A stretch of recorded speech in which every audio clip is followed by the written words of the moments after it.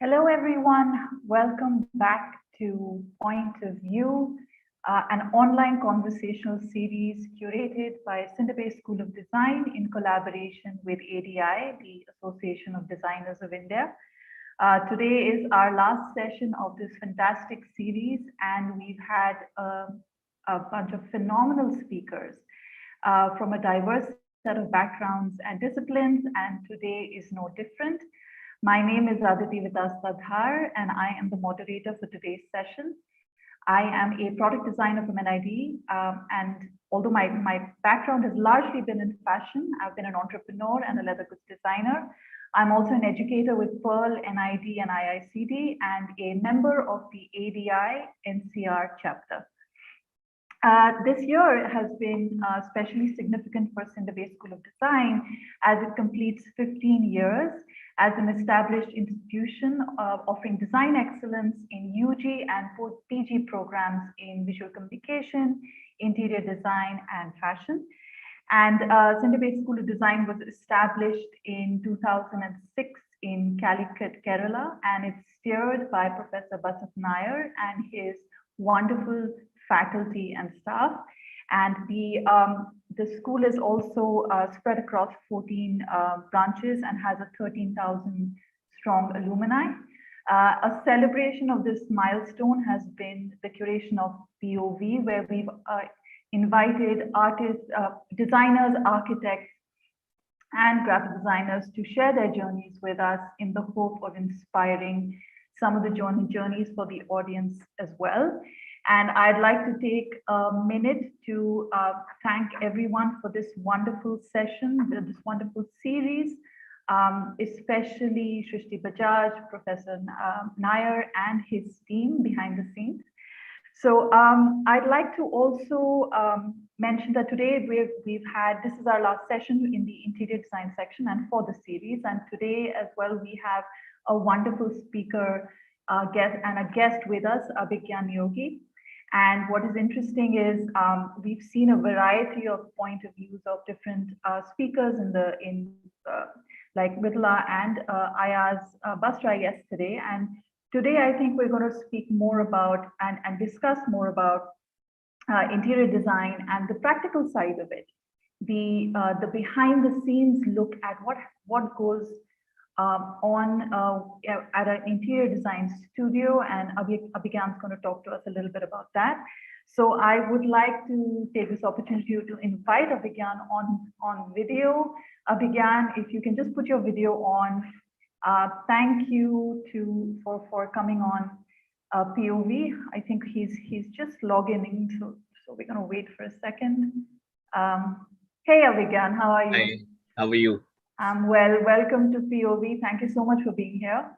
Thank you for inviting. Okay, so I'm just going to start with a little bit of a very brief introduction to you for the benefit of the audience.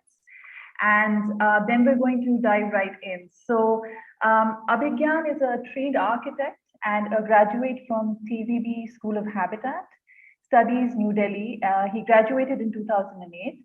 And he started his career with established names like Morphogenesis, and then went on to found his own studio called Chrome Design Studio in 2010. He made his name with a large-scale F&B project called Hive in Gurgaon. Since then, the studio has worked on a wide range of projects. Some notable ones you might have already had the pleasure of visiting are FIO Cookhouse and Bar in Nehru Place, Delhi, La Bodega, and Impromptu in Gurgaon, and office spaces for names like Housing.com and Uber. The firm offers contemporary, innovative, and functional solutions that can be widely characterized in architecture, interiors, for residential and commercial properties, and F&B projects, along with a lot of innovative product design attached to each of these numerous projects. So without further ado, let me start, Abhigyan, by asking you very, very quickly. Your bio states that you have a passion for sculpture. Can you tell me how that came about? I mean, that was the starting point of the journey. I always wanted to be a sculptor. before joining architecture. And that is what Wow. I'm doing since I was like 10 years old. And so in school life, I was lot into that and creating things out of physical uh, waste or clay or something. And then the journey was very interesting. I wanted to go to NIT, I didn't get through. And then I was like very disappointed. And my mom said, I said, I don't want to do engineering, come what may. So the mom said that there's an option that why don't you try architecture? You would probably be midway. That's how accidentally I got into architecture. And ever since it's been like a crazy journey. So then no looking back. And again, getting back to what I used to do, but on a larger kind of a platform. Well, that's really interesting because we've had a lot of speakers talk about their beginnings, and it's always been a natural bent towards creativity of some form. They've always been interested in some different types of from a very young age, either through their families or just naturally on their own. And I find that that's a reoccurring pattern. I'm sure a lot of our audience members have sort of had a similar story where they've just always been naturally inclined towards creative arts in any type of form. I certainly was, and have sort of followed that through and taken design as a discipline. Now, what I want to do is quickly join, engage the audience right away by starting off with a poll question. I know we've got a long conversation ahead of us, but it's nice to kind of get the audience involved right away. So I thought perhaps the first poll question can come up online. Swapna, if you could just put the first poll question online. Great. Okay, so our first poll question for the audience is, what are the signifiers of good interior design? The options are emotional connect to space, contextual to culture, high functionality, appealing aesthetics, and or high construction quality. Um, we would like the audience to just weigh in on this poll question, and while we wait for the answer to come back to us, Abhigyan, I just wanted to ask you. You worked with, your work involves a lot of different professionals. Your team, your contractors, developers, a lot of other consultants. This is all a very offline activity and on-site activity for you. How is your studio managed in the pandemic? Have you adapted certain things to manage work in the last 1.5 years? Yeah, I mean, we've learned how to work offline. We've learned the good thing is that we've started doing projects outside India where physical presence is not required. So we've finished a few projects in US, in Dubai, which is all remotely done. I never went to see that project, but we've done remotely. So we've learned functioning better on a remote platform where, and plus people have started approaching us from all over. So someone called in from West Ghana that I want to do a project. Why don't you help us out? Because now this entire platform of going offline opens up the world for designers, and people find the best resources and they find online who's done this project and they find the architect. And so earlier there was this kind of a mental barrier that this architect is regional. So Yeah. a North Indian architect will work in North India, although we have all our projects pan India, and an architect based out of Dubai will work in Dubai. And then there was a certain scale. So until unless you're like the top 100 architects of the world, people will not approach you from other locations. Yeah. Why? Because they feel that you would probably have a setup to handle that. Now, post pandemic, the interesting thing is that people are saying that, okay, fine, cool, I can hire an architect from India. Any which ways, my architects, for example, in Poland, we're doing a project who is not coming to the site, might as well get some resource who is aligned. And that is where things have really opened up. So on a business front, people have started looking. I am looking for 3D designers in China. So the world has opened because you realize that you can communicate remotely, and you don't need to meet people. So I typically, in a normal kind of a pre-pandemic life, used to travel 4 days in a week on a flight for a 2 hour meeting. Probably I'll go to Bombay in the morning and come back in the evening. So I spend about, say, 8 hours in travel and 1 hour in a meeting. So luckily, people have realized you don't need to meet physically. So why don't you just do a Zoom call? Unfortunately, the number of calls have increased rapidly. So you do what 10 odd calls, I know you're always online. and for no reason. I mean, you just feel that it's accessible, so why don't we do it? Otherwise, people value. So there are pros and cons to Zoom also. I mean, you do a lot of calls which are redundant, but a lot of work happens where you can just remotely understand what is happening. WhatsApp communication has increased. uh, Over the time, WhatsApp had started sharing drawings, PDFs. So then everything happens on WhatsApp on a day-to-day basis. We tend to monitor sites. So practically, what has happened, our work has shifted outside Delhi. So we're doing pan India outside India, and we monitor everything on WhatsApp. So if you're doing 20 projects, we have a 20 project kind of a daily. We understand problems and we solve it. We don't have to wait for one day in a week that you go to a site and see things and say, okay, fine, this is happening. So pandemic has taught that has increased efficiency in terms of work. um, Negative is that in a studio we've realized that till the time we don't meet, we never emote or understand. You can't do it over phone, so you need to like physically talk to each other, interact. So when the studio was off, it became very difficult to communicate and establish, because design is very subjective. So if there are 20 people, they will have their opinions. If there is Right. one person working, then that person will do whatever, and he or she will feel that that's the best. So when you are working in a studio environment, you tend to then have multiple debates over a conversation, and Right. then the product is much better. So Yeah. definitely there is no substitute of working outside, working in a studio environment with multiple people. The redundancy of going out, going to sites has been removed. So efficiency has increased. Plus, there is less work in pandemic, so you do it better. Hmm.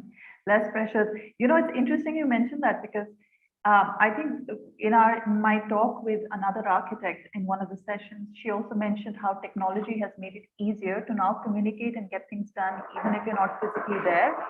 And she was working on a school project, and she built an entire library just through WhatsApp and sending drawings to the carpenter. Now, this is the level to which she could manage remotely a project like that. So it's very interesting how these barriers have gone. But on the flip side, like you said, design has the other flip side of being a very collaborative process. So you do need that in-person connections to happen, because through debate and conversation, things actually become better in the design process. So it's a bit of a contradictory thing, both of them.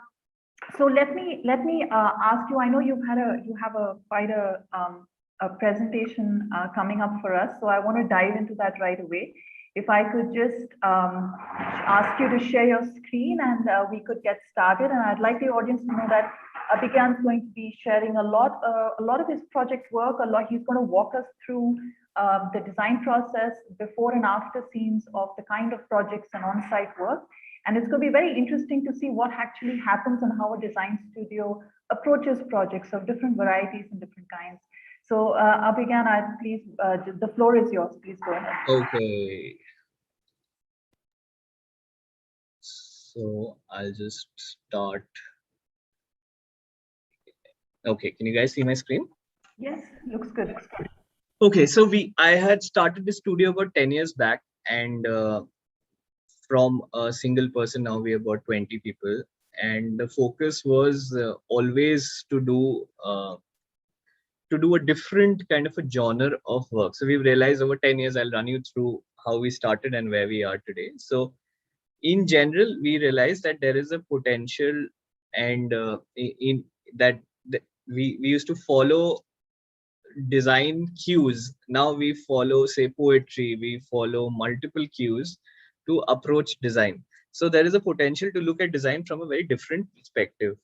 So I studied in TVB. That's how it's a very humble small college. We had about just as a comparative, we had 200 people in a college. So it was only architecture. It was an offshoot from, say, people who went out of SP and formed a college for a new radical design thinking. So imagine first day of college, I went to the college, and then I was asked to get a balti and carry my whatever, we used to carry set squares and pencil and paper. So we're not allowed to get bags. We had to get it in balti. So that was like a kind of a fun experience. Then eventually I realized that I am dyslexic, so I can't read, and I'm very bad at reading.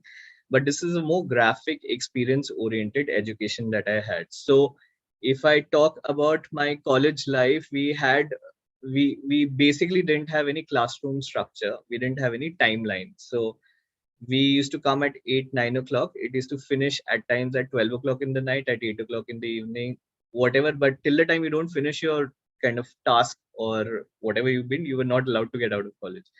But it was super fun. And then so the initial formative years of lives to understand what is design thinking, I feel the college has a very big kind of a contribution to it. And there is, every college will have a school of thought. Our college was more contextual. I mean, you had to create stories around everything to reach to a language. So if you, it design is very simple problem solving, but in the entire kind of journey of problem solving, if you could narrate a story around it, then the problem solving becomes more interesting. So that is something which is like a key integral part of the journey that we had. We had to travel, and this is me probably in college. I was like super thin with my eyebrows pierced, and that is how I was long back. It's nice to see photos from way back. Yes, so I also found it yesterday when you asked me to find some images. I thought, let me look for some photographs, and I found this trip in Jodhpur. We had a study trip, and this is how I used to look like. But the fun part is that, so 5 years of college. So, fun fact, I was working all throughout my college. I worked in an advertising agency.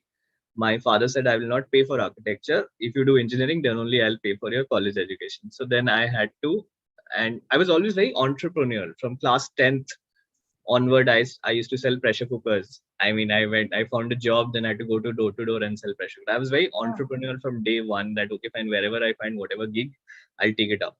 So from first year of college, I started working. Initially, I used to do flash presentations for a hospitality group. Then I joined an advertising agency where I used to do below the line advertising. So I used to work from, say, evening 8 o'clock till 4 o'clock in the morning or 3 o'clock, and then go to the college in the morning. And I had to pay. Our fees was very nominal, but at that point of time, it was like, oh shit, it was like 50,000 rupees in a semester. But then I had to make sure that I earned or saved that much money. Being young at that point of time, I had to spend most of it. And then while it's at the time that we had to pay the fees, I was always out of money. I said, I don't have fees. I'll give it to you in 2 3 months. So I struggled all throughout my college, but it taught me a sense of responsibility when I was working, that parallelly, if you have to pay your fees and you have to educate yourself, you will have a greater kind of a respect for what you're learning. I mean, purely. So if I am, whatever money I'm paying for my education, I have to earn it and pay for it. The respect for that learning becomes much higher. Yeah. So, and then it was a fun journey, and it was without any books. So best thing is that we didn't have any books. We were never forced to study, or other than history and other subjects, structures that we managed. But again, the cool thing, I things that I remember from my college life. So for example, in history classes, they said that this is one way of interpreting it, and the teacher explained history in a different manner. So this is a story from someone's perspective, and someone else's perspective will be something else. So history is also nothing which is like a fixed paradigm. So we learned these basics, that whatever narrative that you have is through a medium, and you are the medium in general. So you are the medium who will create a project, and you will then explain this is what the language is. It might be something else. Later in future, in real kind time application, you realize that you do a design, you do finish everything, you do a presentation, then you realize, okay, fine, let's now create a concept around it. Understood? So it that that thing happens over time. So cool, 5 years of college went very well. I was earning heftily. And then one fine day, my college shut down and it got sealed. So then I had to fight a case in Supreme Court. And then then it got absorbed under the University School of Architecture Planning. And then we started a new college. So I was the guy who started the new college. So that's how it happened. So I filed a case in the Supreme Court that yes, we Wow. had studied for 4 years. Now there's no college. Then suddenly So the college banished in 4 years of education. The fifth year, there was no fifth year, there was no college. So we were studying in some farmhouse, some place. The teachers were always trying to support it. But then there was a funny story behind it. The owner, the dean of the college, removed the building. So we didn't have any physical space, but the teachers, the entity, the students were there, but no college as such. So that's how, so 6 months were very rough. And luckily, we got absorbed in the government University School of Planning and Architecture. That's how it started. And eventually it became, now it's been running for about 10-15 years. So eventually it became like a proper university college. Now it's become very reputed, but that's how the journey was. Wow. I mean, this needs a different session altogether. It sounds very Okay. dramatic what happened. But yeah, okay. So then suddenly after that, after 5 years, then I had my thesis guide. Then I was doing substantial amount of work. I said, okay, fine, let me do advertising. He said that this is a very short-lived thing. You're earning money, but then if you have a longer satisfaction, then you should work in a big studio, understand what is the game. And that's how I joined Morphogenesis, because there were about 100 people in Morphogenesis.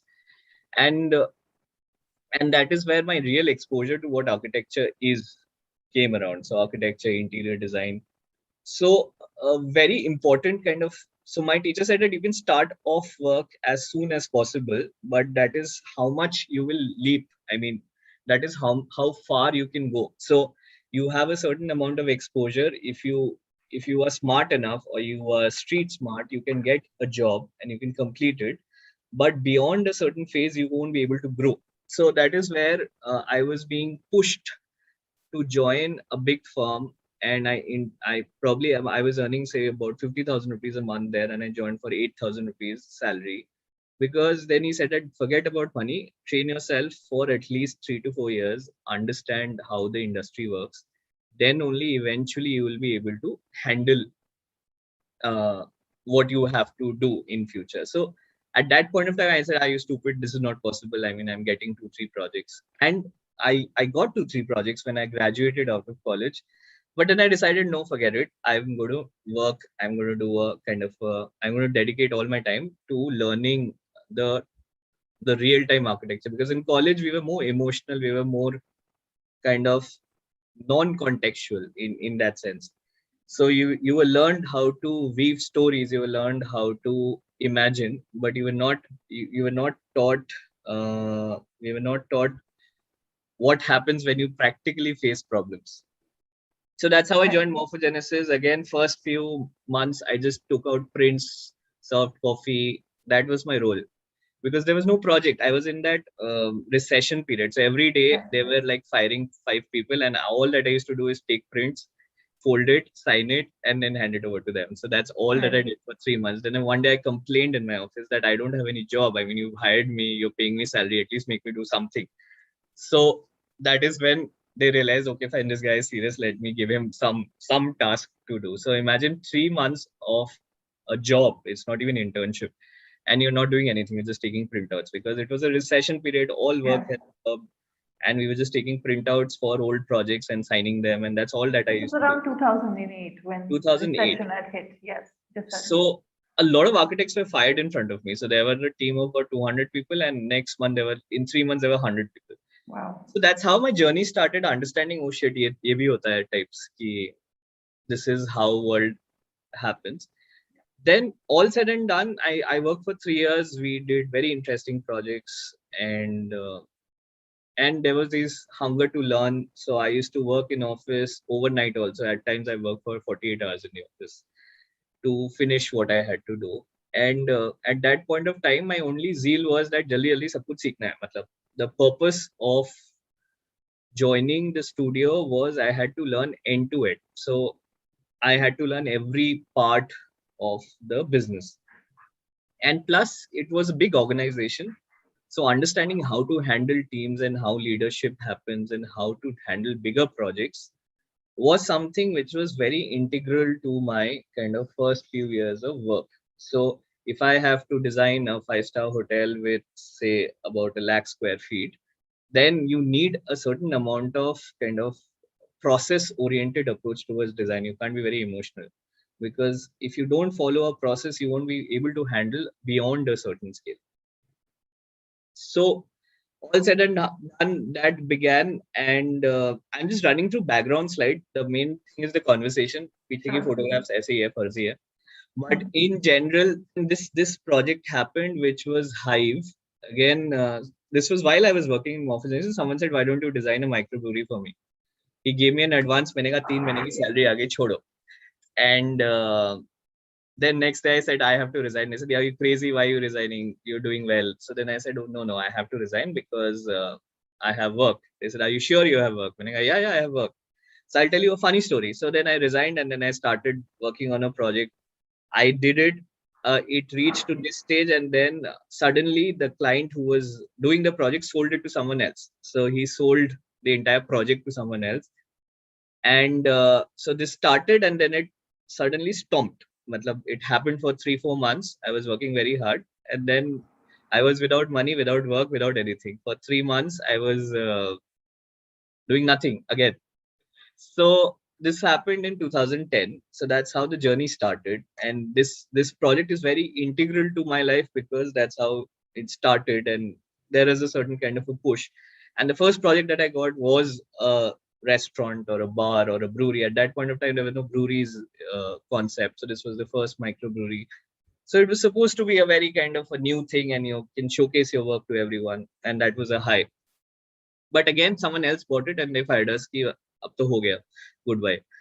So we just got that advance, and then I was without work for 3 months or 4 months. I basically used to sleep all day and used to call everyone. So the good thing is that I was very persistent. Any number I had in my mobile, I called everyone that, "Listen, I'm an architect. I have started a studio and I don't have work. You give me whatever work, I'll do it." So at least I must have called about 600-700 people. Wow. So because I was not from like a family of architects, or I didn't have any network. I was not from Delhi. I'm from Calcutta. So it's not that I have relatives or someone whom I can bounce back that please give me work. So I had to then do that bit. And whomever I knew in my life, I called everyone that please give me some work, please give me some work. I'm going to do it for free, but I'm going to do it for you. So then this project happened, which was built. This is a photograph. Obviously, it was not a 3D. So then someone said, "Okay, fine, I have this farmhouse. Why don't you develop it for me?" So a patch of land in somewhere. So I was so excited. Okay, fine. I backed an architecture project, and I'm not an interesting project. So in terms of luck or in terms of fate, what happened is I kept on getting things that I really wanted to do. And it was not that just to get the gig going, I had to like do a builder floor or do a small interior. The first project I backed was like a full-fledged farmhouse. So I was lucky in that sense. And then I realized that I should not say no to anyone. I mean, till date, I follow this policy: big, small, good, bad. We will do everything and we will try and do our best in that. So that's been our journey. Then there has been some interesting episodes. I'm just running you through a few projects. That this was 2013, that was 2010. Yeah, 14. You know what's interesting? I just want to jump in and say we've just started, but it's so great that we're getting this perspective from you, because you're really giving us in some sense, even to the audience, a reality check of what it means to start something, and really the work and the hustle that it takes. And it's very good because I want the audience to know what, how a lot of entrepreneurs like yourself, I've been an entrepreneur, you need to do that in the initial years. You really need to put in the time and the effort and really connect with as many people, get as much work as you can, do everything, because that's the nature and the reality of the business and any type of business that you want to break into. So this is very interesting, getting to know more about how you started. Yeah. So the point is, it's not always about design. I mean, मौका मिलेगा तभी तो design करोगे. If you don't get the opportunity, what will you design? So how do you get the opportunity? You will have to be humble enough to go out and ask people that, "Listen, give me a chance to showcase what I can do for you." And initial years of life, I used to do everything for everyone. I mean, toilet बनाना है, हाँ बना देंगे.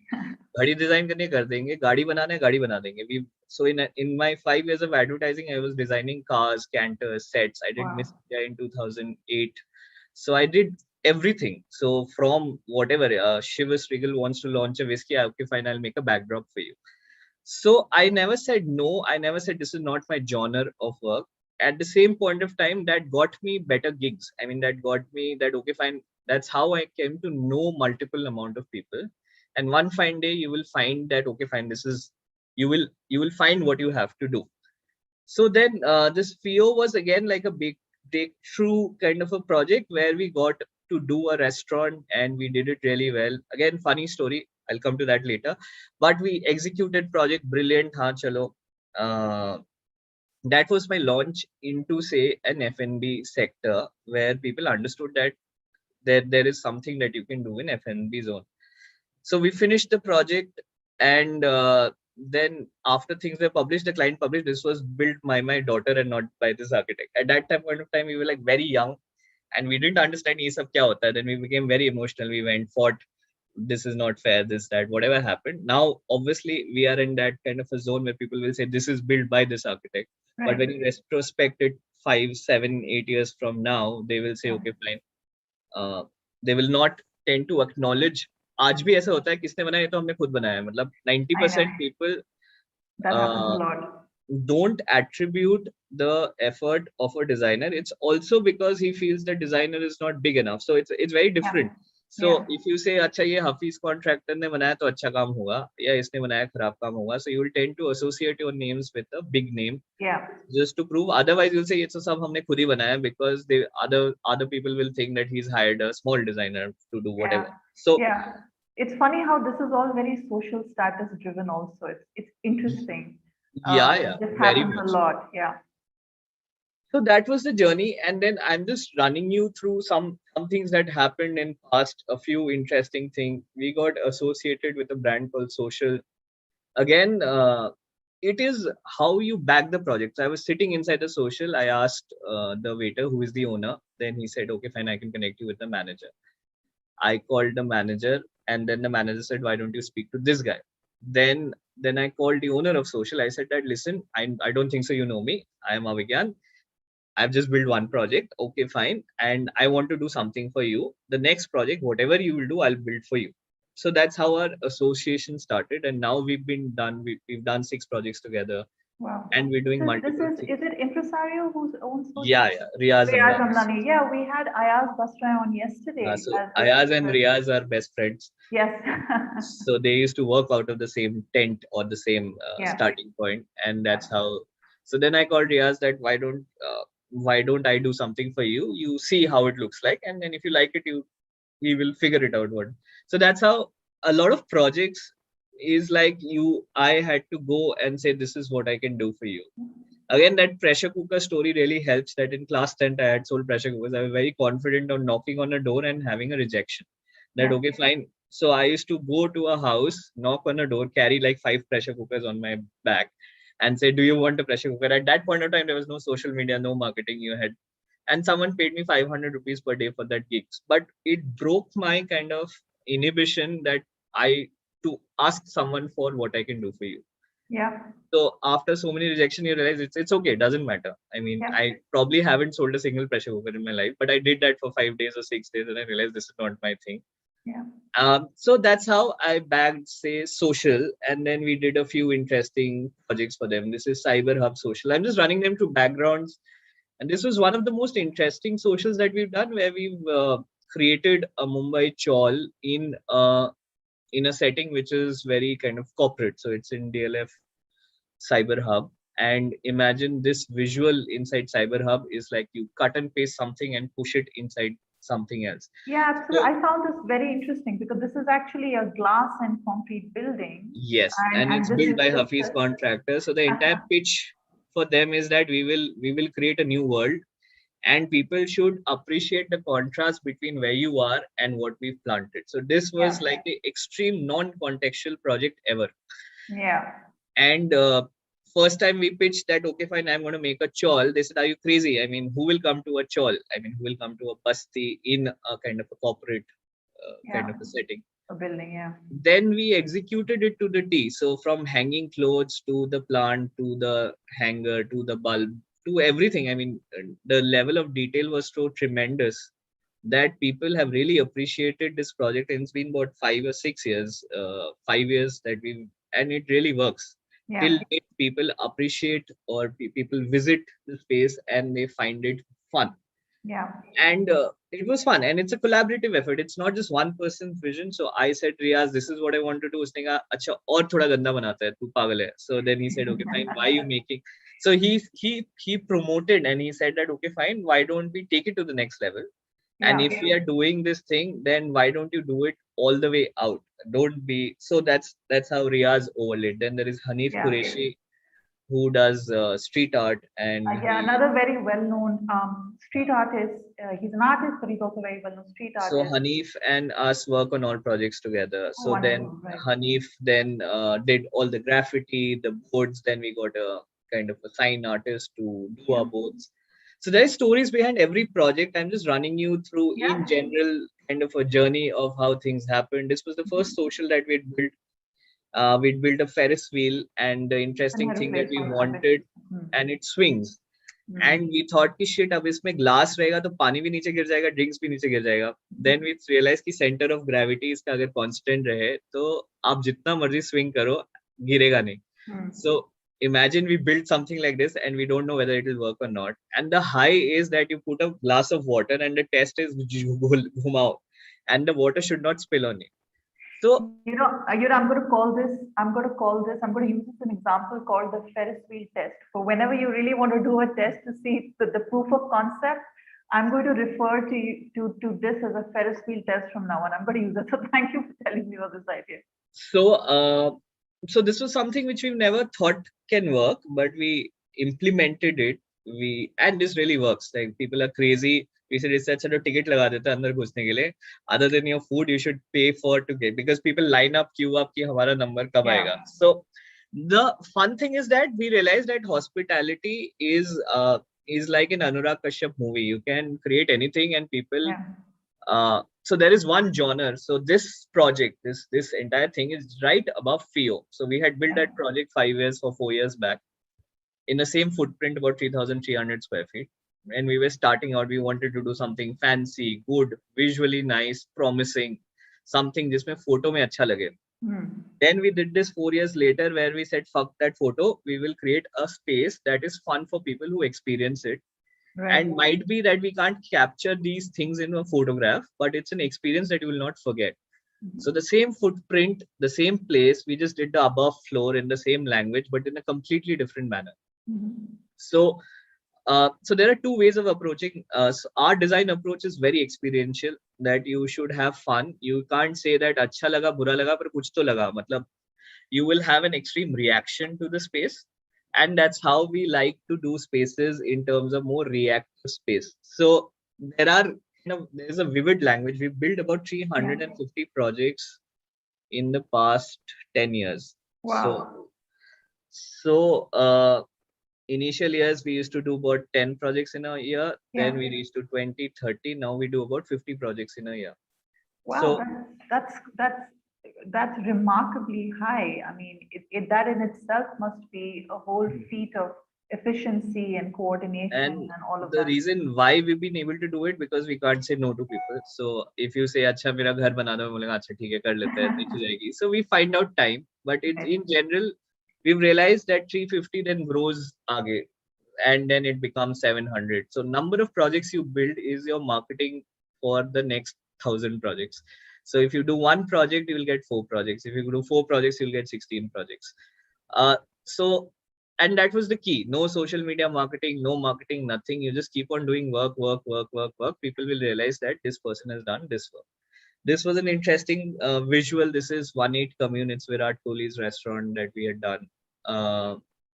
Again, to figure out what would be a cricketer's restaurant and what will work and what will not work. So over time, in doing 350 projects, we've realized that what is more important is the project should work, rather than how good looking or how bad looking it is. So if your project is successful, whatever you do, people will come back to you that, why don't you build something for me again?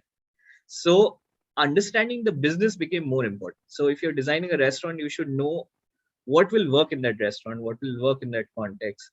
And that is the key to a success of a project. So, and design has to follow. So if the business model is not right, the design can't do anything. And if you're working with people who are already established, they will teach you the ways of how their businesses work. So we, Right. even if I'm doing a dental clinic, I get to understand that what is it that the dental clinic really lags or is aspiring, and how is the business working. That is how I can design a clinic. So we do, like, we've done an eye care hospital. So we've never built hospitals. Then we understood that, okay, fine, what goes on to an eye care hospital, what is it Yeah. that's required, and that is how we start a project. So we understand the business, we understand the maths behind the business, Yeah. then we propose a solution for the same. So no matter whatever the design is, it's like, if you don't understand the business, you will always fail. So Absolutely. that's been a journey. So we've moved to like small to big. So we did 500 square feet outlets to say this is a 50,000 square feet outlet, Mhm. which is a food mall in Aero City. So we've been asked to design the entire mall. And so there's a vivid range of things. I'm just running you through the photographs in the background is Sure. for people to understand that no two languages are same.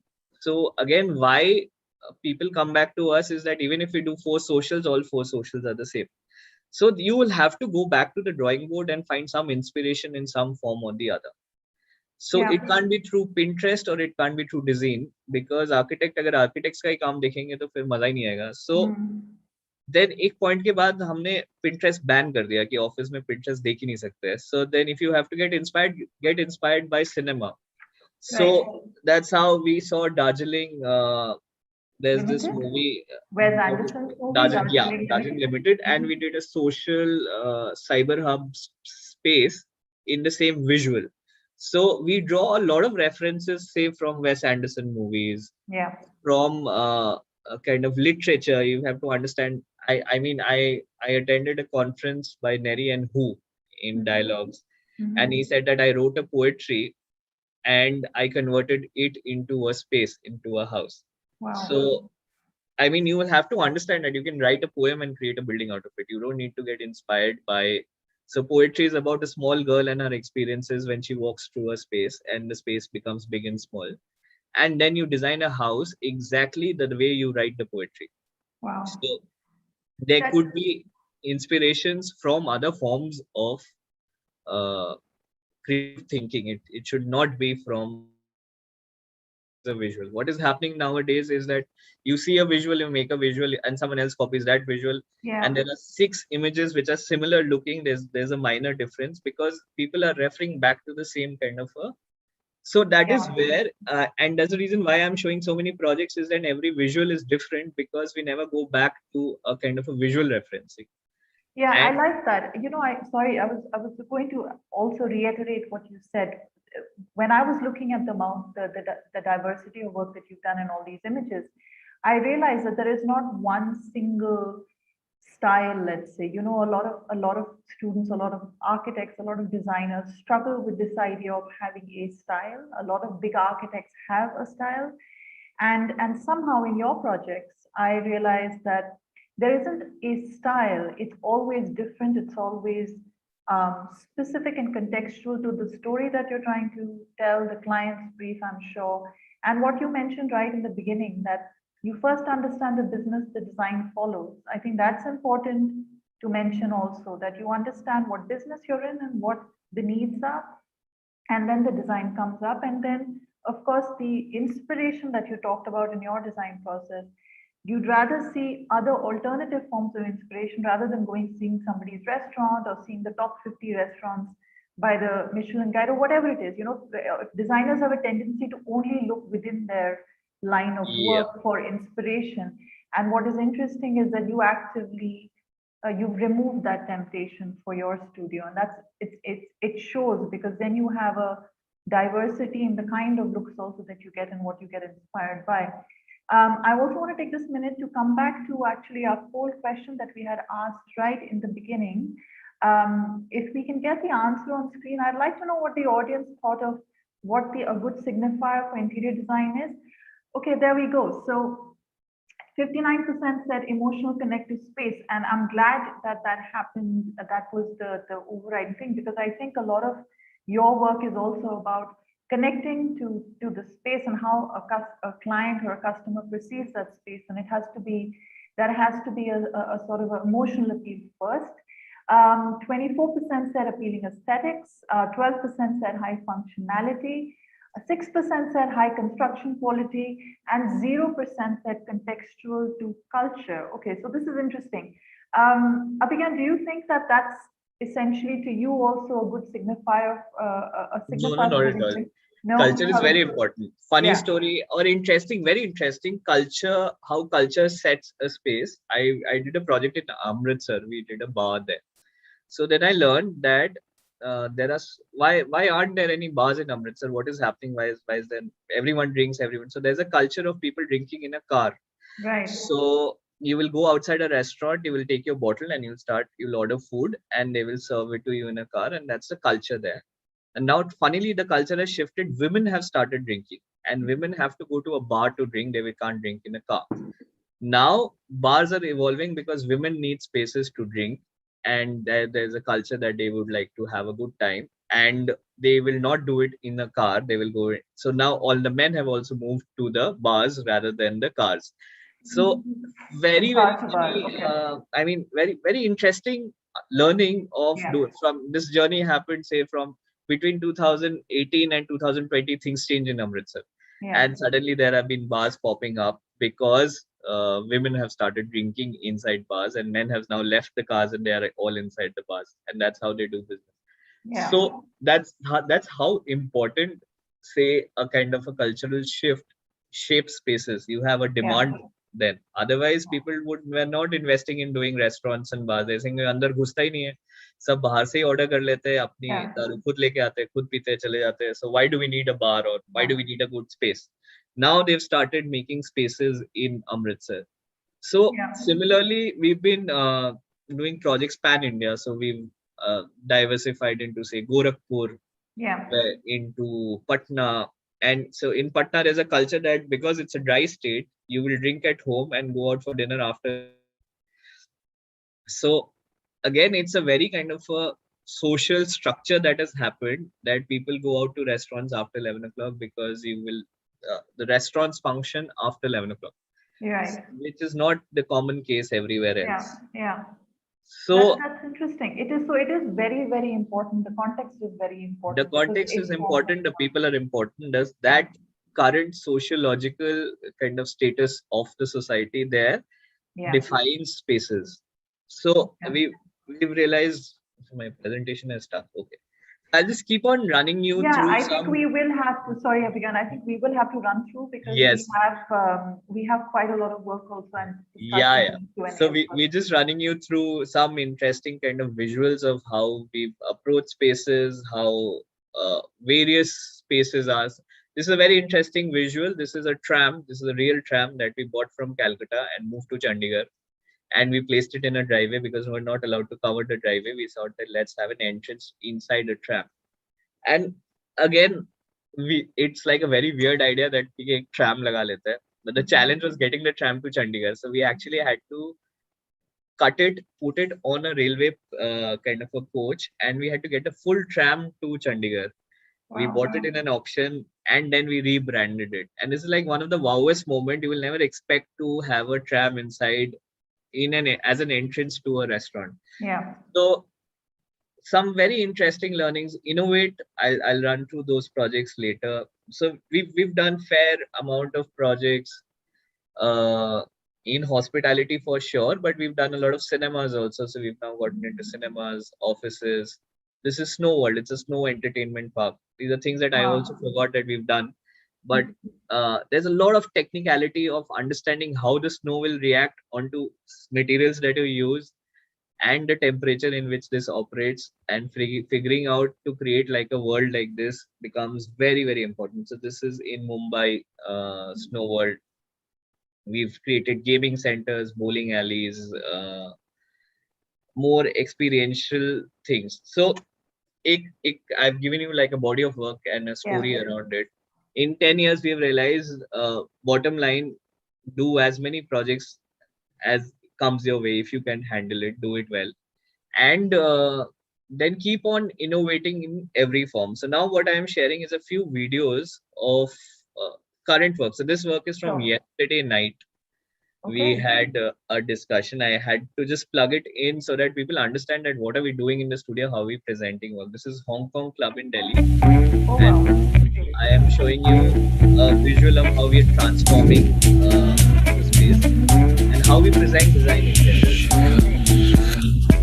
So this is again like a nightclub environment. This is like a 8,000 or 9,000 square feet space.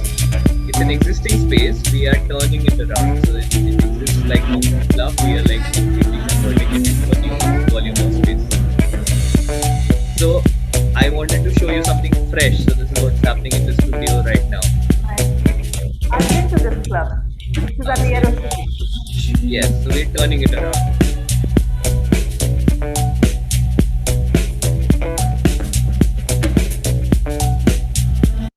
I'll just forward it a little bit. So this is how we present spaces now.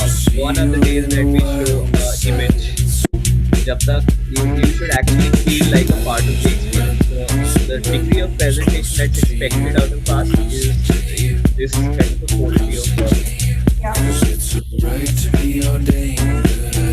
So this is 1/8 Commune. It's coming up in Pune. Again, an outdoor space. We're trying to show you the various kind of projects that we're doing and how we are presenting it. And this is on its way. Again, 1/8 is the same brand. It is Virat Kohli's brand. We built one in Aero City. We're doing the second one in Pune. So this is a more outdoor, indoor kind of a space.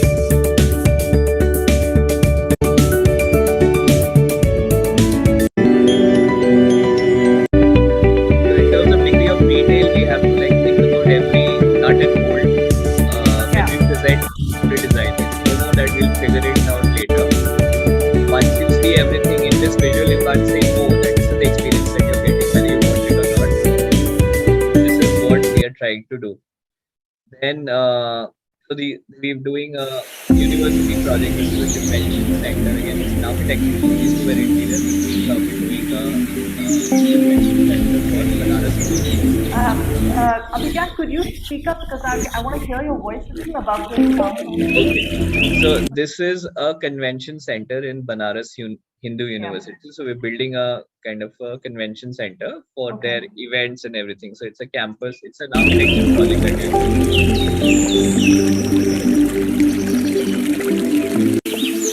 So that's the campus that we're developing.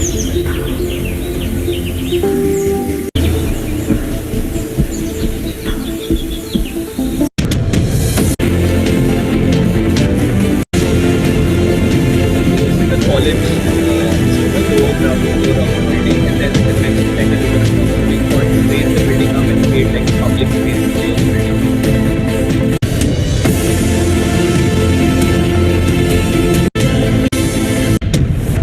So,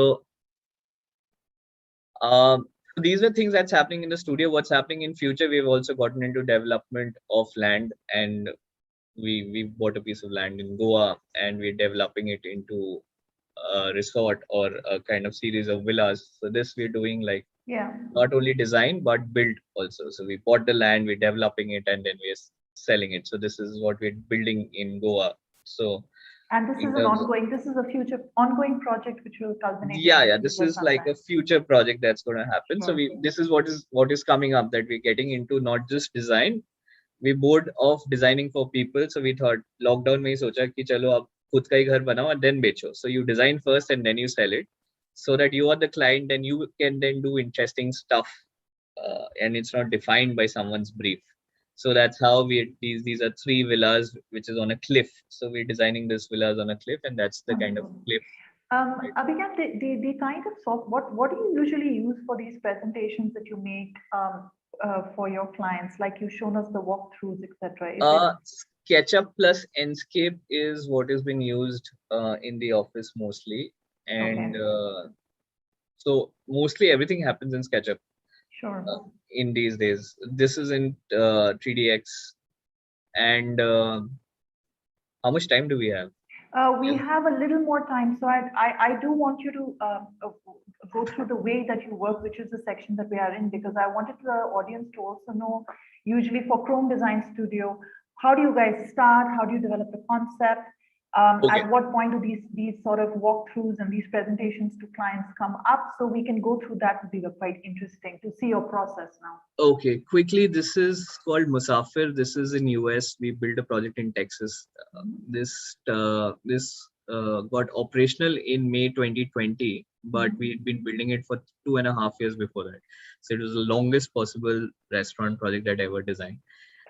So very interestingly, this is how the space is. The client said, I don't want to spend money in New York. I want to get more output. So we fabricated almost everything in India, and Okay. we packed it, and we sent it there. And he invited people from Mexico to come and assemble it Wow. because the cost of construction was very high, and we were in Texas. So Right. so it's nothing is based out of US. And we went to China to buy a lot of furniture and lights.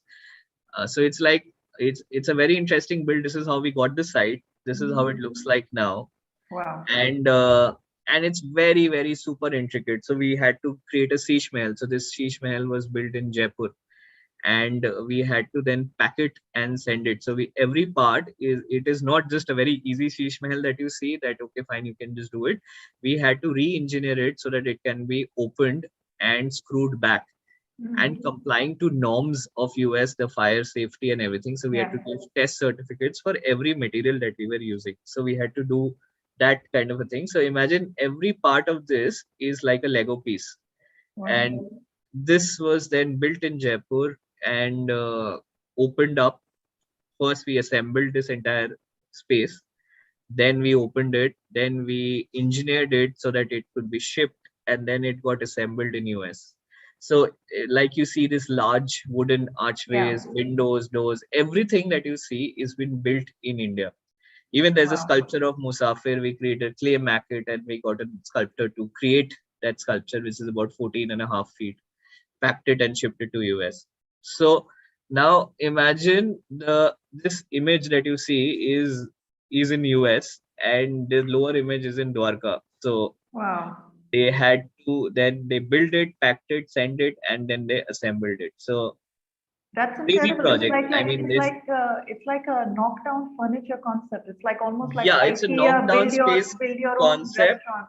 but it is an most intricate space that we've ever done. So after completion, this is how it looks like. This is a visual Wow. of the project in US. If anyone wants to Instagram Musafir, they will find out how cool and intricate the project is. And the Wow. best thing is that it's built in India. So every arch, every column, every jali, everything is built in India. And we had to figure out a way to put it back together there. So this is and it works really well. He's been so successful. Now we started a second project in New York. So Wonderful. And so is this your first large scale international no, project we've that done you? in Dubai also. This is Okay. so we built 3 projects in Dubai. We built in London. We Right. started with Indonesia. Luck has been something that I started doing projects in Indonesia out of nowhere. Okay. About 6 years back. Then we've been doing a fair amount of outstation work. So this is how it looks like. I mean, this is how what we've achieved. Now every bit of it's a very crafty project. So there's a lot of kind of crafts of India that we've used. So this bar is like chatai work. We went to Muzaffarnagar, we got this work done, and then we again packed it, assembling it together, figuring out how the jointing would be, how will it be screwed. It's not something that you go and paste it. You'll have to Yeah. then figure out something that this thing should not fall apart. This entire woodwork that you see, there's a full metal structure inside it. So the wood is clamped on top so Wow. that Okay. there's a male female kind of an assembly. There was a certain kind of a job that was done in US, and we had to then follow those instructions and then create the woodwork accordingly. So that Wow. is the kind of level of detail that we go to. And then world is the canvas. So we bought furniture from China, we built it in India, wherever, and we assembled everything in US. So that's the fun bit. What we're trying to do is like creating like a canvas from assembled from everywhere. Cinemas is very interesting. We created this first cinema which is inside a metro station. So and we made compact cinemas. Compact cinemas in 6,000 square feet, we create cinemas. Wow. So Okay. understanding how can we do it, and a very successful. This is Inox, and this is a metro station. This was a restaurant that we pulled down, and it was a restaurant called Benihana, and we pulled it down and we created a cinema in a 6 meter height. So the challenge was we engineered now how to make a cinema successful in a smaller volume and a smaller height. It opens the industry for everyone after this. Yeah. So the reason of showing this is that we engineered a cinema hall in a very small footprint, Yeah. and we made a super luxury cinema, like a kind of a 5 star looking cinema. So that's how cinemas have evolved, and that's how. So in fact, cinemas also want outdoor spaces. They also Yeah. want sit outs and a bar and a grill. So redefining the experience of movie is what we have tried and created. This was in Cyber Hub, again, co-working spaces. We were associated with this brand, and we started. So this was the bare shell, and that's the kind of visual that we achieved in terms of. I have a quick video of this also. So this is the workspace that we had developed for Innovate. So again, it's very graphic, very fun. I mean, it's co-working, but it just feels like a different world altogether. Yeah.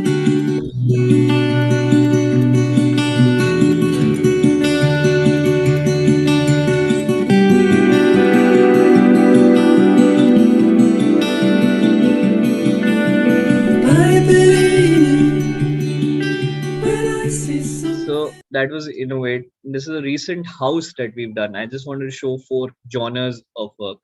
Sure. So again, interesting house, small house for a lawyer, and we built the building and the everything all together end to end. And again, it had a brilliant view of the Humayun's tomb. So we had Abhigyan, designed the house like the I glazing think you've facing the gone off. Humayun's tomb. Your A very sound has fun, gone off. Yeah. interesting demand. The lawyer said I should move in my bedroom without wearing my clothes and no one should see me, Okay. and design a glass facade around it. So we created a screen which he can see outside and no one else can see him, all on the bedroom floors. So then that's how, and he could open this entire facade and shut it down. So he had that demand that this is what I Right. want. I want to be in my bedroom without wearing clothes and no one from nowhere can see me. So these are certain like kind of journeys that we had. Yeah. This is how the house looked like, and this is how it converted it. We knocked it down and we made a new house. Uh, so and doing all the way, the fun part is doing the art also and figuring Yeah. out the right art for the space. That's how the spaces are. So yeah, so that's been the journey. काफी कुछ हो गया, बहुत कुछ बोल दिया, and that's about it. That's great. Thank you. No, it's been quite fascinating. When I was looking at your presentation yesterday and I was going through it, I realized there's so much variety and there's so much learning on the job that you must have had for yourself and your team. And how these sheer, when you do different types of projects, it really gets you that on the job, hands on learning. And interior design is like that. It's all about on site, how you innovate, like you did in your cinema hall with the height, how you change the experience of how people go to the cinema and what they enjoy over there. So there's a lot of evolution, I think, that's happens in interior design as well. We have a lot of questions I can see in the Q&A. So I'm not going to. I think I'm going to go to one more poll question very quickly, and then we're going to go to Q&A because I know the audience always has questions for our speakers, and I want to give them enough time. So Sophia, Swapna, if you could just quickly have our, I think we'll have to go to the third poll question. I don't think we have time for the second. I think the third poll question might be a little interesting because I wanted to ask Abhigyan his opinion on this. So here it is. The question is, the biggest professional competency for success is, first is super design skills. Second, it's who you know, networking. Third is money, money, money. Fourth is patience and perseverance. The next is work like there's no tomorrow. And the last is hustle, baby, hustle. So I'd like the audience to quickly weigh in on this because I think I know that for Abhigyan, it's probably all of them.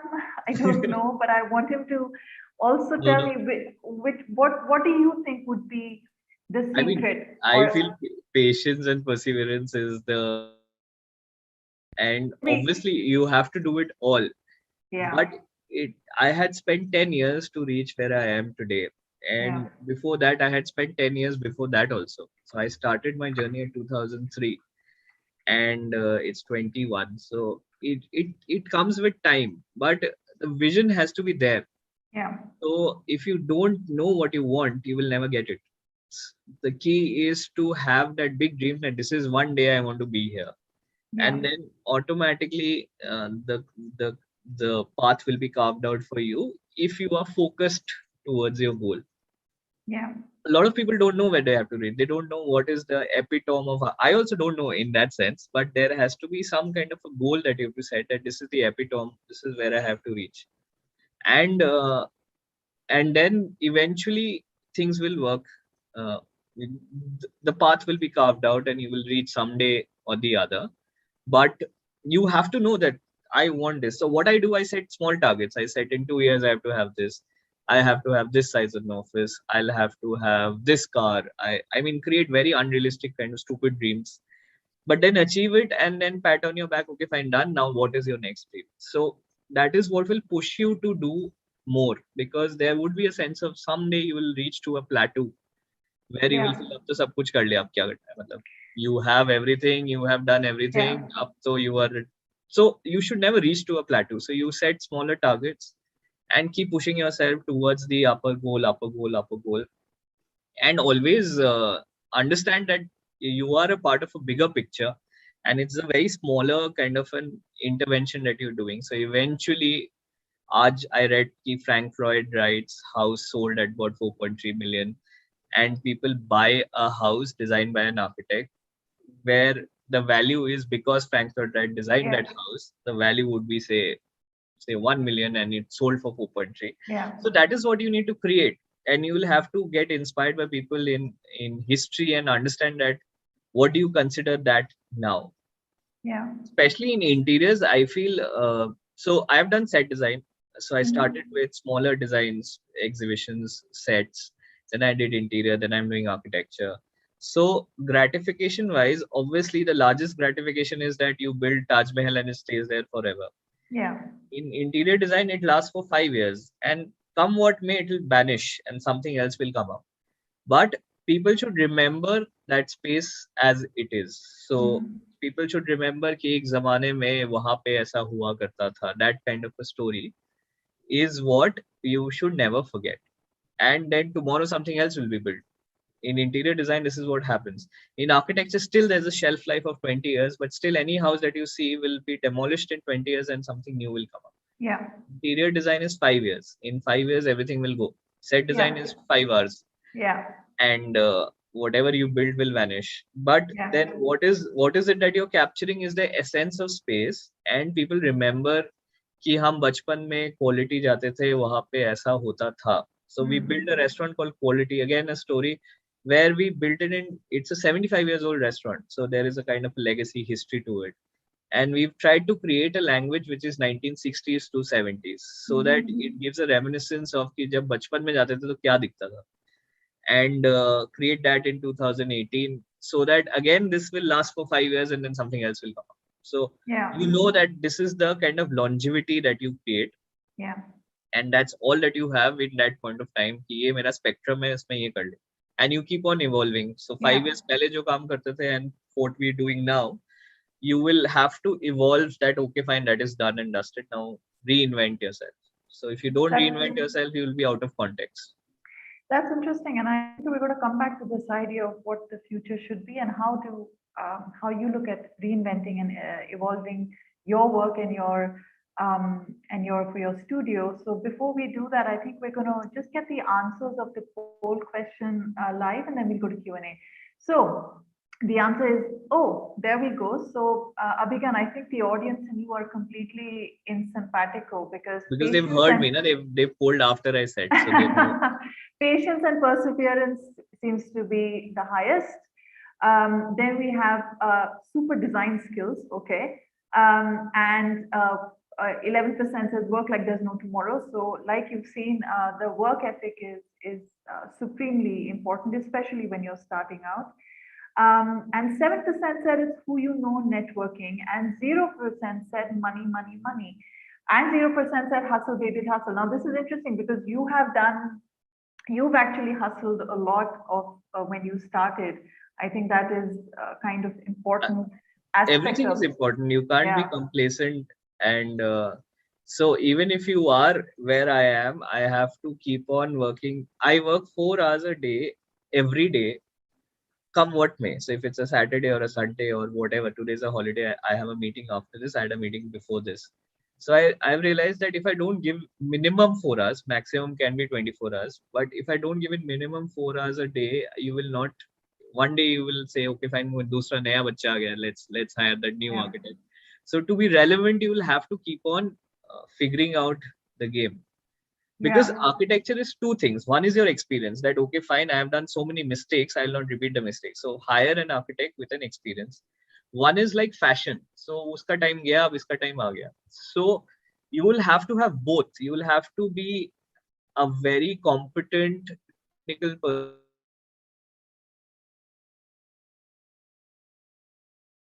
execute Or is, oh, there you are. Abhigyan, can you hear me? yeah, I can. Okay, sorry, I think we went offline for a second. Okay. Yeah, no, I think you're back online. Yeah, yeah. Okay, I just want to jump right into Q&A because I know we have a lot of questions. Let me start with Megha asks, how could you influence your clients to be more environmentally conscious about the products that they choose? I mean, so our practice hasn't ever focused on environment, fortunately or unfortunately, because we were focusing more on the experience bit. So, but come what may, we've done projects. You will be shocked that we build everything out of recycled plastic. So we create flooring materials. We put plastic inside terrazzo and created flooring samples where you create Coke bottle floors. Yeah. So again, it's a demand of the project and the requirement. You can't push everyone ki nahi aap environmental friendly ho jao, and it's their choice. You have to put everything together on the platter and educate your client that this is A, B, C. These are the consequences of your decision. It's your choice what you want to do. I would suggest that let's do this. So Yeah. we always kind of we don't use tiles in general. We say ki patthar lagate hain because tile is a artificially produced product Yeah. and stone is an inherent product. So trying to promote कि okay fine use natural based thing. अब कोई बोलेगा मैं नहीं लगाऊंगा पत्थर, मुझे 50 रुपए की टाइल लगा दो, हम मना नहीं करेंगे, पर हम हमेशा ऑप्शन देंगे. That's Nitya asks. Sorry, there's another similar question. So let me ask the other one. I don't know if you will be able to share some of your own thoughts on this, but there's an anonymous question asking, so master's courses abroad for architecture, are they good? I mean, is there something that you want to share in that? Education always is good. Some people do it for the heck of doing it. So I mean, my learning over the past, I got admitted in Barcelona. I didn't go. I mean, us time I started my firm and I got an opportunity to do my masters. I got 100% scholarship. Wow. I chose to do my own studio, and I said that I'll learn. And my logic will, I'll earn enough money and I'll travel around the world. I'll get that experience. The reason people want to go abroad is they want to understand that how work happens. Yeah. And how you spend 20 lakh rupees in studies, you spend 50 lakh rupees or 30 lakh rupees in 1 year of Yeah. experience gaining. So you spend about 50 lakh rupees. Imagine you can do 50 trips, or not even 50 trips, 25 trips for 1 week, and you travel around the world in the same amount of money.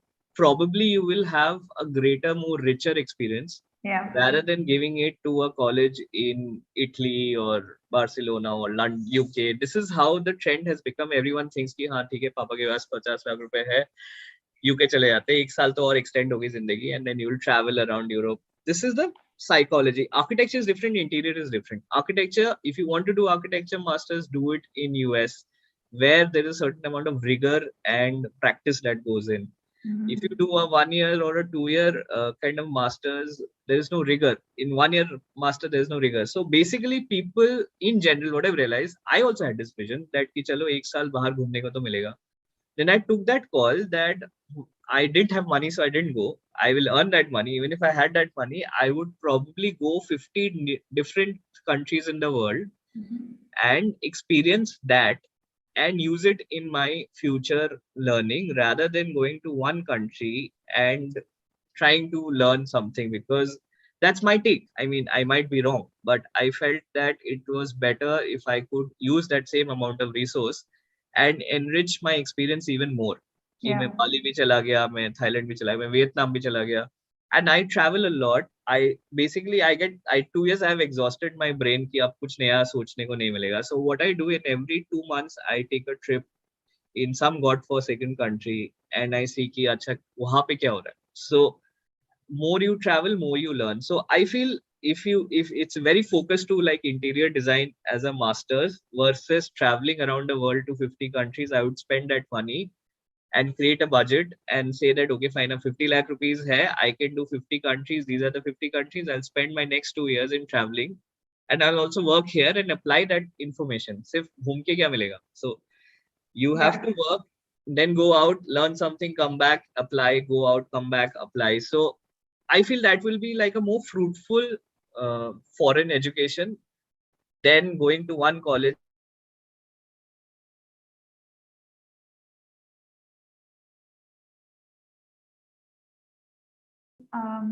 There?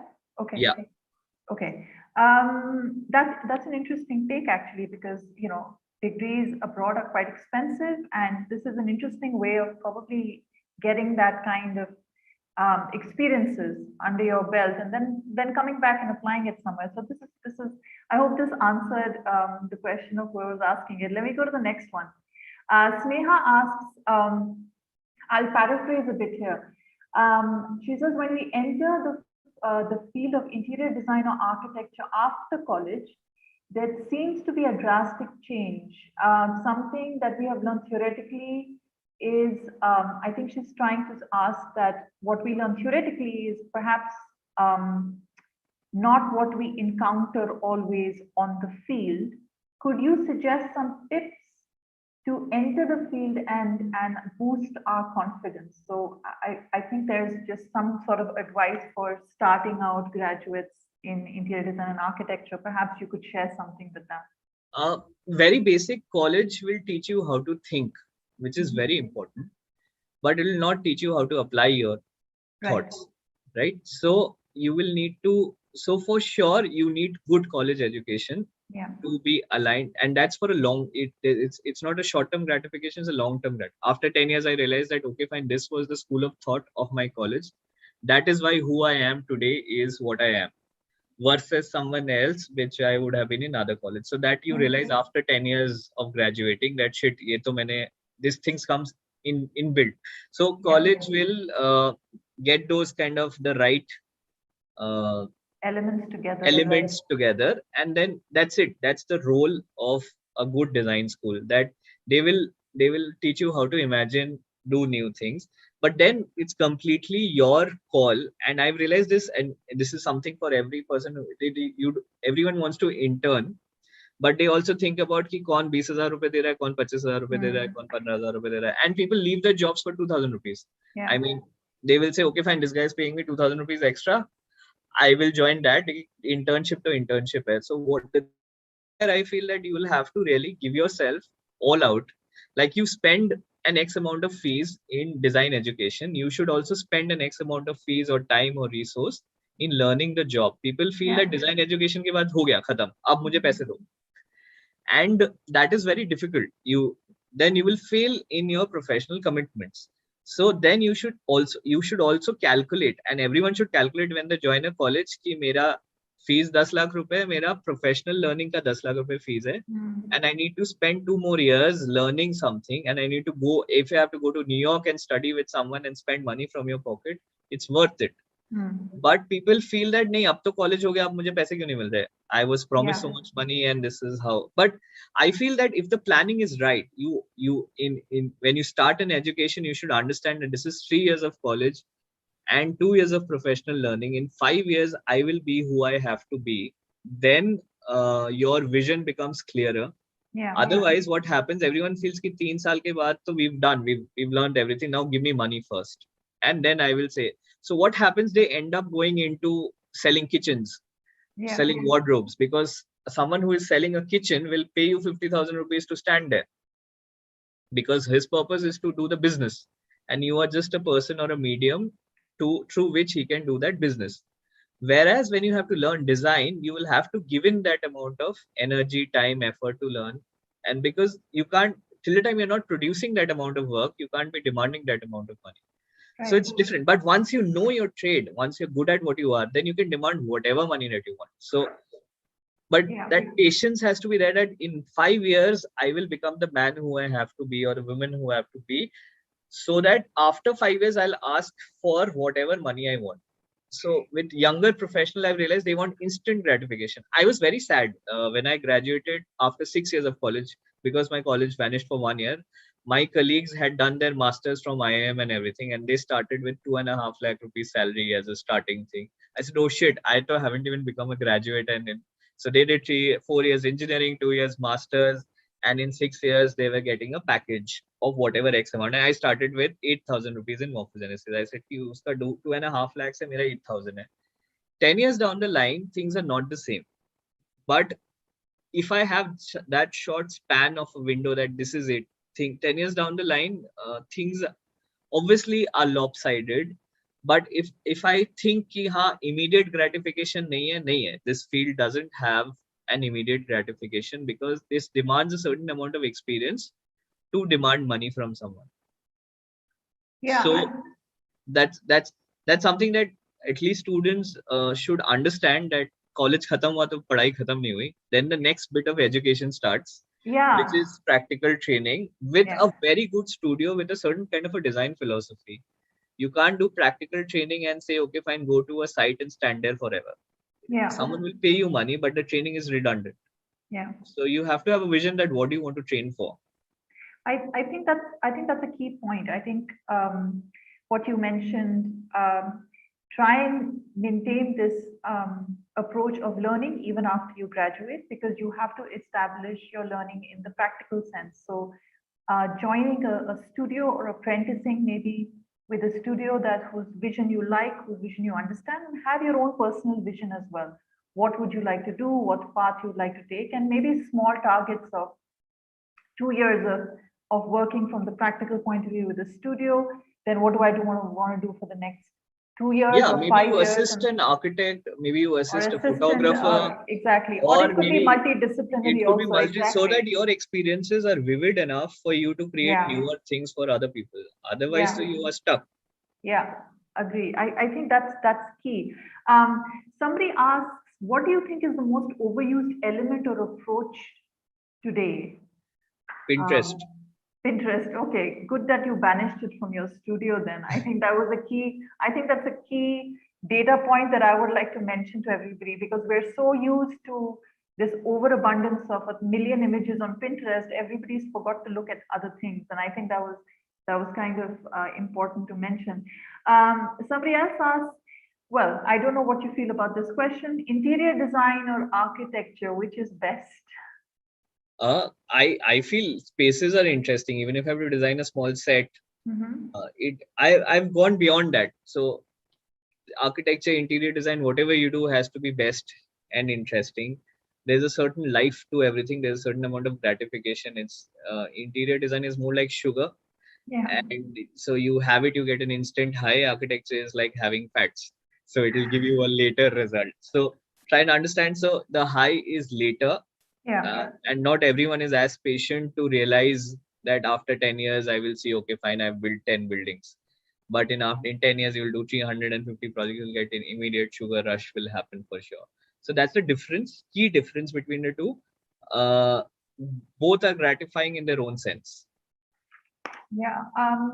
I have another question. I will just take a couple of questions more and then we have closing. Amal Sultana asks, how do you choose colors in your project? This is a more general question, but uh, how do you choose the colors? Very difficult. Whatever the storyline is, then you choose a color accordingly. And there's a trend. I mean, you realize that every 3 years there's a color trend that happens. So earlier we started with blues, now purples, now pinks. Now Mm. whatever we've done, we have to do something else. Whatever we've done. So it's interesting to choose colors, and we like to do like painted colors is the cheapest way to express your as a medium. Yeah. So I paint everything red. I'm convinced my client that सस्ते सस्ते में आपको एक product मिल जाएगा. So we use it as a tool to achieve larger impacts with least amount of money. So Right. choosing color becomes very important, and every 3 years you will see the trends of colors are changing. So Yeah. there was a trend where everything was black and white and grays, concrete and grays in between 2006 to 12. Then they moved to like a single color palette. Now it's like multiple florals. And so people are experimenting more with colors, and you see color blocking. It's very critical because it's the cheapest way that you can create a language. Yeah, high impact. Yeah, yeah. Um, okay, so I think we can pretty much move to now just the closing questions. I know we're almost out of time, but we've managed to, I think, answer most of the questions that we've got. So I want to just have one more question with you, just about the future of your own studio. I know you were talking about how you yourself set small targets for yourself in the next 2 years that's going to happen. With a broader perspective in mind, I wanted to ask you, what do you think the future is going to be, in which direction you're going to move for Chrome Design Studio? And in the larger context, how do you see the let's say the field and the industry of interior design opening up to new opportunities? Are there new directions being explored? Can people in the audience look forward to some new developments, especially in India? Do you feel there's something more to look forward to, and do you see a trend or a direction in which interior design is going in India? Yeah. So come what may, it is established that it is you need an interior designer or a trained skill set from going from point A to point B. Earlier, people used to do things on their own. So, what has happened is that people at all genres, people realize that even if I have to do a room, I should hire someone professional to do this job. Yeah. I should not ask my carpenter to build a bed and show him a photograph, because people have realized the value of the trade. Yeah. Over time, at all levels. So if you don't have money, still you would want to hire a professional help, pay him 5,000 rupees and say that please help me, that let me know what is needed out of this. So the amount of jobs or amount of task will increase in future, because then everyone with value, it's a progress. In the past 10 years, I have seen people have now started hiring interior designer. Before that, people used to do on their own. Yeah. Now everyone will say, okay, fine, I have a small office, why don't you do it for me? So there's going to be a lot of bottom level jobs which is going to be created, because everyone would want to hire a talent to do that. At the above level, the competition will keep on increasing, because every year certain amount of designers are produced, Yeah. but not that amount of work is being generated. So what is happening is that you have to be really good at your skill. So skill is something that at kind of a top 5%, you will have to be the best at what you do, and you will have to move out of your territory. So it can't be a territorial approach. You can't say that I want to do in London, wherever. So you once you change the territory again, so interior design gets saturated in a city in some time. So if I have done 20 restaurants or 30 restaurants, there might not be more scope to do more places here. Then I go to other regions. So I move out of the city and then try and establish, do works outside here. Now I've saturated India, then I have to go to Sri Lanka, then I have to go to Nepal. So whatever said and done, there is a certain kind of a regional impact of design. Then moment you take it out and place it somewhere else, then your world becomes your canvas. And all said and done, it's now people are trying to look for resources around the world. So Yeah. someone from any part like Africa will call you that, why don't you do this space for me? And you will say, okay, fine, let me figure out how to do it.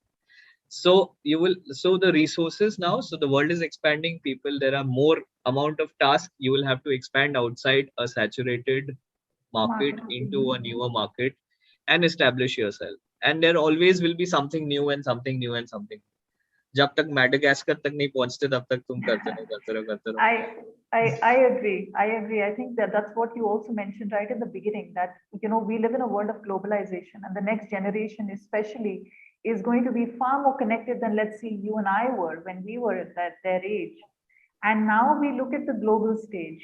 So interior design, I think, even for graduates and young professionals, you look at the world as your oyster, like you Yeah, said. fortunately, it's not as technical as architecture. So if I have to practice architecture in US, I need a certain amount of certification licenses. But in Yeah. interior design, you don't need that. So you can just practice as an interior designer in any country of the world. Oh, that's We've done interesting. projects. Yeah. So you don't need that level of licensing. It's more treated like, although it's technical, Yeah. but it is not treated as a technical scope. So, Yeah. for example, a doctor in US can't practice in India. Similarly, an architect in US can't practice in India. For interior design, we have this leeway to do it everywhere, whatever we want to do, wherever in the world.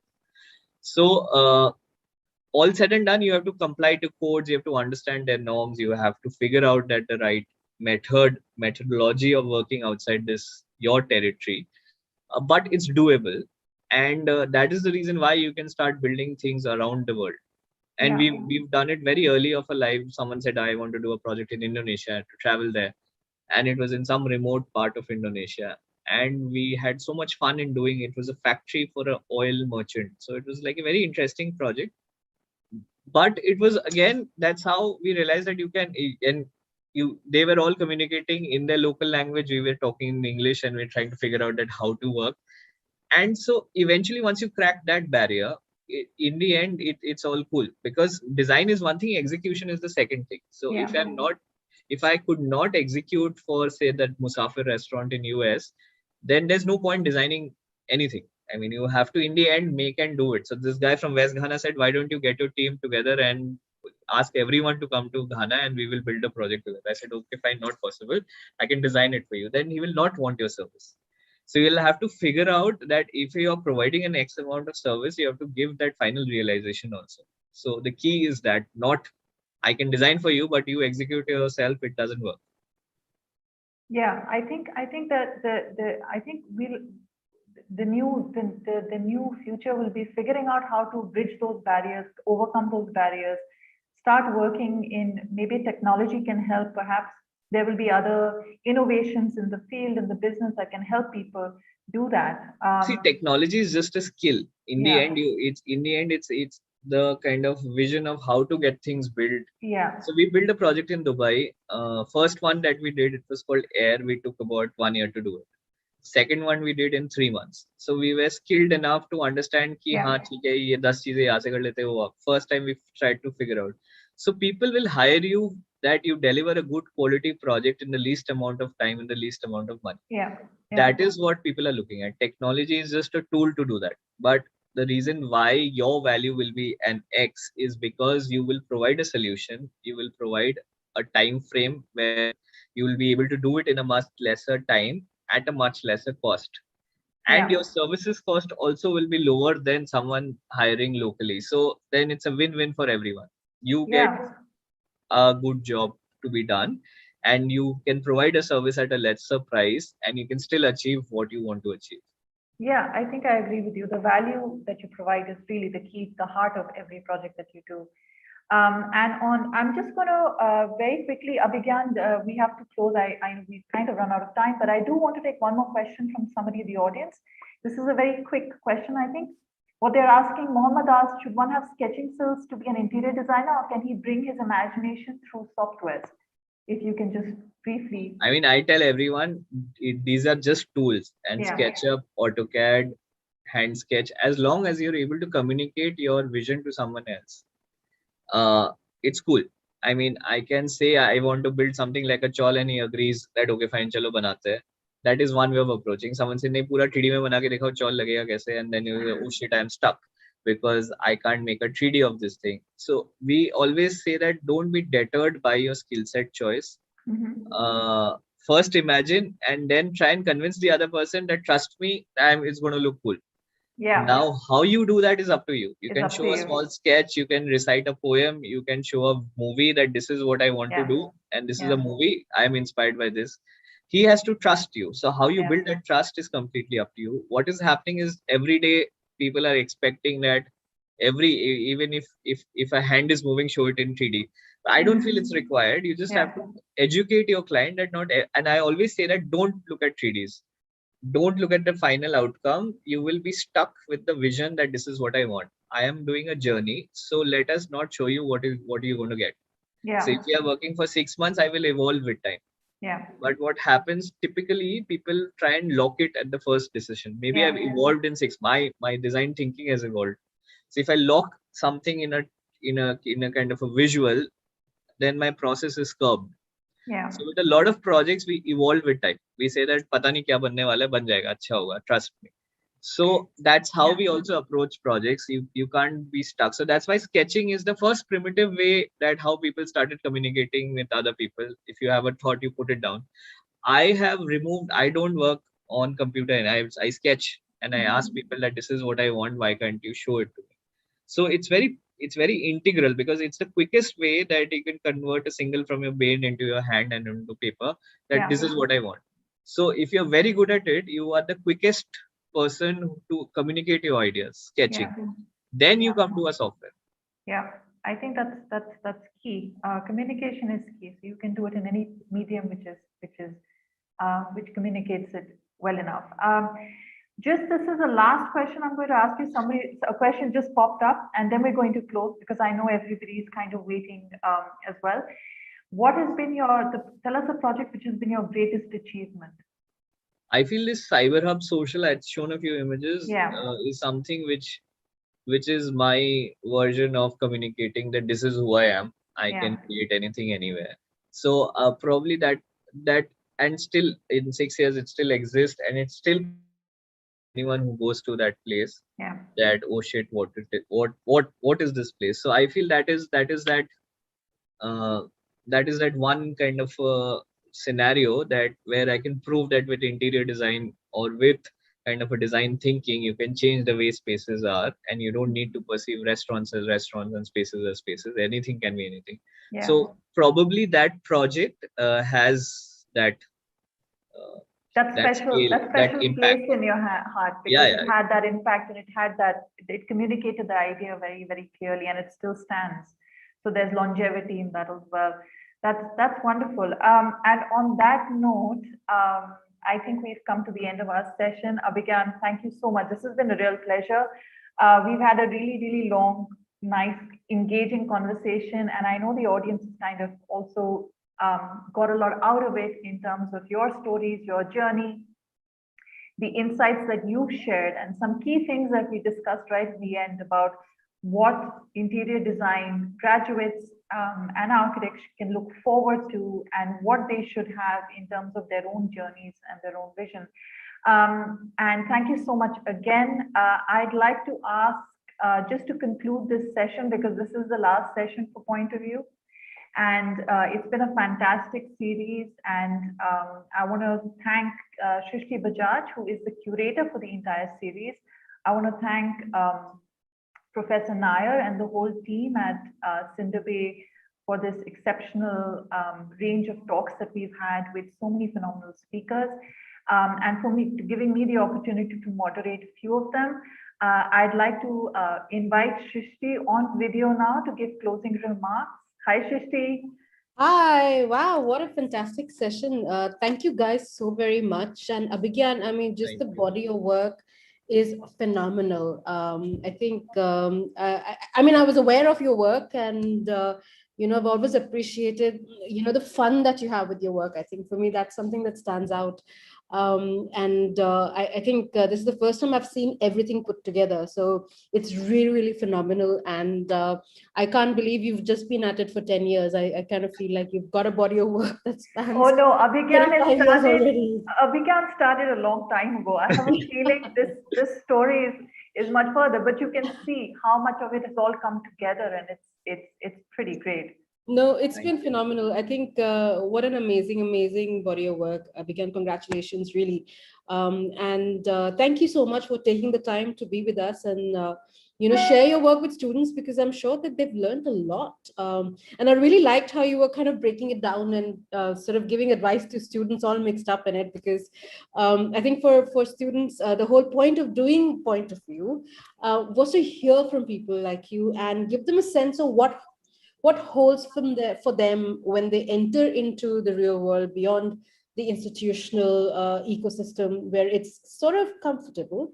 I have to say, it's a safe space, but the world has a lot more to offer, and it's a very exciting, challenging space. So it's really, really lovely to hear what all you had to offer them. And I hope that you'll get a chance to come back to Cinder Bay with some workshops and, Yeah, speakers yeah, Oh for yeah, sure. that'll be once these great. open up. Also for the audience, I'd like you guys to please follow Chrome Design Studio's social media links. Yeah. Please have more look at more of their work on their website, on their platforms. It will be a great overview and insight into the kind of projects that they've been doing. So I think the links will be shared in the chat box if they haven't already. I think they have already. So please do have a look at more of Chrome Design Studio's work as well. Thank you, Aditi, and thank you for hosting it so wonderfully. And I'm so glad that I had you as a co-moderator. I think we work well together. We should continue. I think this is working out well for us because we're design lounge and now this. But thank you so much for inviting me. This has been a pleasure talking with Abhigyan, talking with a lot of different speakers. It's been very eye-opening because I don't come from interiors or architecture, and it's very, very insightful seeing what the differences are, what the commonalities are. I worked in fashion my entire career, but it's been a real pleasure. So thank you again for inviting me, and thank you to the Cinder Bay team as well. No, thank you so much, Aditi. And I also want to invite Professor Basant Nair, Swapna, and Sophia to join me on video very quickly, because I want the students and the audiences to see the very hardworking team behind Point of View. So yes, a big round of applause. And Yay! I think for a 15-year celebration, I think we started the first session of the speaker with a round of applause, and I think we must end it with a round of applause. What a phenomenal feat, Professor Nair. Hi, Sophia. Thank you for inviting me to curate Point of View. I think we started the conversation about 2 months back, and we had the second wave hit us, but we carried on. Things slowed down in the middle when we didn't know when the second wave would finish, but I think eventually we got some fantastic speakers, I think, on board. And I want to take a minute to acknowledge all of them, if I may. So give me 2 minutes. So we just to do a little count back. We've had 5 weeks. Okay, we've had 3 speakers each week, so that's 15 speakers to signify, of course, the 15 years of Cinder Bay. And each week was a different theme. On week 1, we had the Design Educators series, where we had the avant-garde Professor Anuradha Chatterjee, the sublime Professor Mukesh Patel, and definitely the educator of educators, Professor Nidip Mehta. Week 2, we moved to communication, and we had the non-design, I would call him non-design design leader, Sudhindra V. We had a filmmaker who does film which are ecologically inspired, Nilab Madhapanda. We also had Suresh Eriat, who is an amazing visual maverick and an animator. I hope you guys had a chance to catch some of these guys. Week 3, we switched from communication to textiles. We had the textile fashion mixologist Gaurav Gupta. We had the lady who is spinning storytelling into textiles, Akhila Shesasai. We had Chandrasekhar Bera of design. He's a web spinner as well. His company is called Spider Design. Week 4, we had architect Rahul Kadri, who's been galvanizing this, really at the bottom of the, I wouldn't say the bottom, but on the ground level, the spirit of citizenry, getting people involved. We had Mariana join us from the UK, who is an absolute wizard of architectural form. We had Takbir Fatima. She is an absolutely socially aware, multi-hyphenated, talented design individual. Week 5, this week, we started with Mridula Sharma, who's an absolute visionary in terms of trends and a style caviar, in her own words. We had the curious designer and the future philosopher, I would say philosophizer, Mr. Ayaz Basrai. And today we had an eclectic design mogul, Abhigyan Neogi. So a big thank you to all those amazing speakers. I know love they're not I love here today. mogul. I love moguls. Absolute Abhigyan, mogul. the 10-year vision is mogul, or it's in that direction. The 10-year vision. No, it's been fantastic. And I would like to invite Professor Nair to say the last words of thanks, but it's been phenomenal. And thank you everybody who's joined us. You've been a great, great audience. I hope you continue to catch all the ones that you've missed on the YouTube channel for Cinder Bay. I think, Sophia, if you can share that link in the chat box for everybody, I think that'll be helpful. But really, it's curtain call. It's end of a really lovely, phenomenal ride. I've enjoyed it. I've loved every minute of it. And despite not being able to be there in present, we've been able to connect with people in India, all parts of India, UK, US, Australia. So it's been a multi-continental series. And it's been a pleasure. Thank you, everybody. Thank you. Thanks a lot, Srishti and Aditi and Abhigyan here. And as Srishti said, it all started from a casual talk, a casual chat between us during that lockdown time. I think it was in April end or April sometime. So from there we reached here. We had done all these 14 talks here, and right from the first day we had all these issues. Finding a name was the first thing. We spent a lot of time deciding on a name, then making it possible. And just like Srishti was thanking all of these people, I too want to thank each one of you, especially.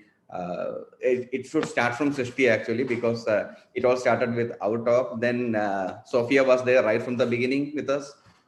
Then each one of us in our team, Karthik,